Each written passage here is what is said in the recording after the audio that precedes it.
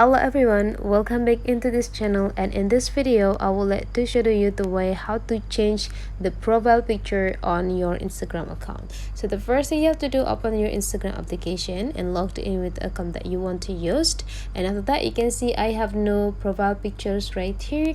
And to change this profile picture, you need to jump into your profile sections, and in this profile section there will be two options right before or below your photo here, which is the edit and share profiles. To edit or change the profile picture, go into the edit profile, and now you just need to go click this picture or photo sections, and then after that go confirm that you want to choose from your library.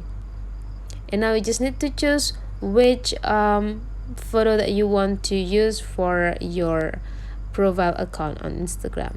You can drag into the specific part, and after you're done adjusting it, go click done.